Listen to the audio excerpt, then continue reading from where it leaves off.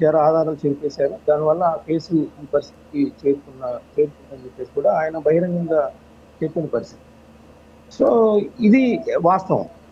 So ఇప్పుడు నాకు రవికి అడుగుతాను, ఇప్పుడు పార్వతయ్య గారిని గన్నవరం పోలీస్ స్టేషన్‌లో పవన్ కళ్యాణ్ గారి మీద కేసు పెట్టడం. ఎందుకంటే 2, 3 ఇన్సిడెంట్లు చెప్తాను. ఆమె జగన్మోహన్ రెడ్డి గారికి సంబంధించి ఏమేమి ఆరోపణలు చేసింది. ఆయన ఒక పిచ్చి జీవో ఇచ్చారని చెప్పేసి ఢిల్లీ వెళ్తే ఆ సిబిఐ అధికారులు చెప్పింతో ఆమె షాక్‌కి గురైంది. సో అది ప్రెస్ మీట్ పెట్టి జగన్మోహన్ రెడ్డి గారు ఇచ్చిన జీవోని అందరి ఎదుట చింపేసింది. మస్తానా గారు ఒకసారి అదే మస్తానా గారు ఒకసారి అప్పుడు ఆమె ఏం మాట్లాడారో ఒకసారి విందాం. ఎందుకంటే మీరు చెప్పారు కాబట్టి దానికి శాంక్సిటీ కూడా ఇంపార్టెంట్ కాబట్టి ఒకసారి విందాం. అది కూడా విన్న తర్వాత మీరు కంటిన్యూ చేస్తారు. అప్పట్లో వారు ఏం మాట్లాడారు అనేది మనకు ఇంపార్టెంట్ కాబట్టి ఒకసారి విందాం. జగన్మోహన్ రెడ్డి గారు మా కేసును సిబిఐకి ఇస్తున్నామని చెప్పి దొంగ జీవోస్ ఇచ్చి మరి మమ్మల్ని మోసం చేయడం జరిగింది. మరి సిబిఐ ఆఫీసు కూడా మేము వెళ్ళి విచారించగా ఇవి పనికిరాని జీవోస్ అండి అని చెప్పడం జరిగింది. మరి అలా మాట ఇచ్చి మోసం చేసిన జగన్మోహన్ రెడ్డి గారి చేసిన అంటే ఇక్కడ ఆమె మోసం, జగన్మోహన్ రెడ్డి గారు పిచ్చి జీవోలు ఇచ్చారు, సో సిబిఐ వాళ్ళు కూడా అదే మాట అన్నారు, సో మోసం చేశారు అనేసి చెబుతూ ఉన్నారు. మరి మోసం చేసింది జగన్మోహన్ రెడ్డి గారు అని చెప్పేసి ఆమె గతంలో మాట్లాడారు.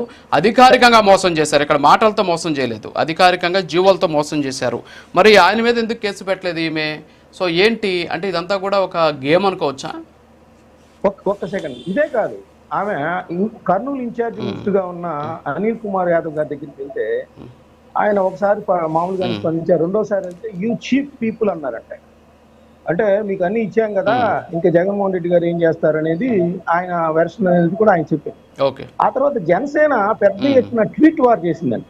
ట్వీట్ వార్ చేస్తే జనసేన కర్నూలు, నంద్యాల వీళ్ళందరూ నాయకులందరూ కూడా పోలీసులు నోటీసులు ఇచ్చారు. ఎందుకు ట్వీట్లు చేశారు, మేము సిబిఐకి ఇస్తామని చెప్పాం కదా, మీరు ఇంకా దీన్ని ఫ్లేర్ అప్ చేస్తున్నారు ఏంటని చెప్పేసి జనసేన దానికి కూడా ప్రెస్ మీట్ పెట్టామని చెప్పింది.